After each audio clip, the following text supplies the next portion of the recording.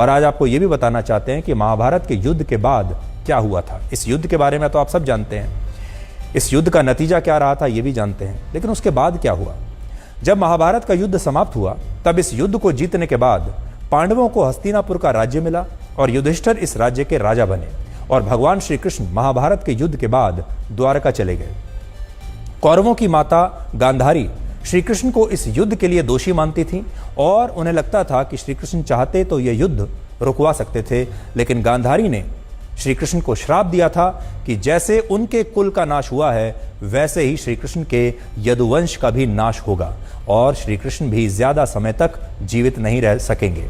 इस श्राप की वजह से यदुवंश के लोग आपस में ही लड़कर मर गए और इसके बाद एक दिन श्री कृष्ण ने भी अपने पैर में लगे एक बाण के बाद अपनी देह को त्याग कर इस पृथ्वी लोक को छोड़ दिया। और जब पांडवों ने श्री कृष्ण के देह त्यागने का समाचार सुना तो वो विचलित हुए और उन्होंने भी राजपाट त्याग कर हिमालय के मार्ग से स्वर्ग जाने का फैसला किया।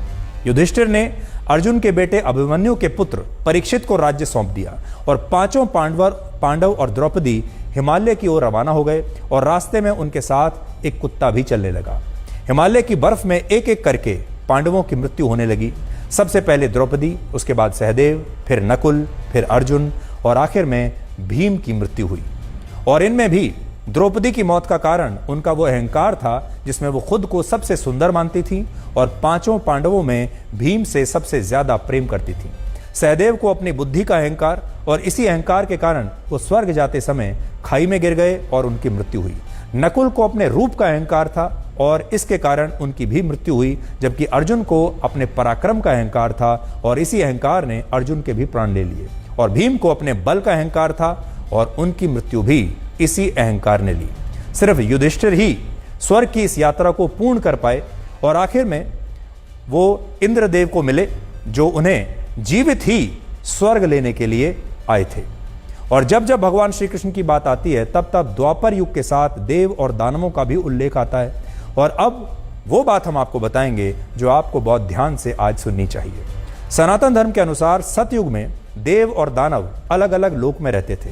देव देवलोक में रहते थे, दानव दैत्य लोक में रहते थे।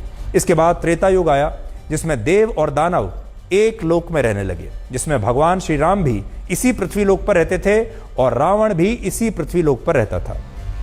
इसके बाद द्वापर युग आया जिसमें देव और दानव एक ही परिवार में रहने लगे। पहले तो एक लोक में रहते थे, अब एक परिवार में।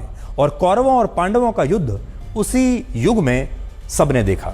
और अब ये कलयुग चल रहा है जिसमें हम और आप रहते हैं। इसमें देव और दानव एक ही देह में यानी एक ही शरीर में रहते हैं। तो पहले अलग अलग लोक में रहते थे देव और दानव, फिर एक लोक में रहने लगे, फिर एक परिवार में रहने लगे और आज इस कलयुग में वो एक ही शरीर में रह रहे हैं।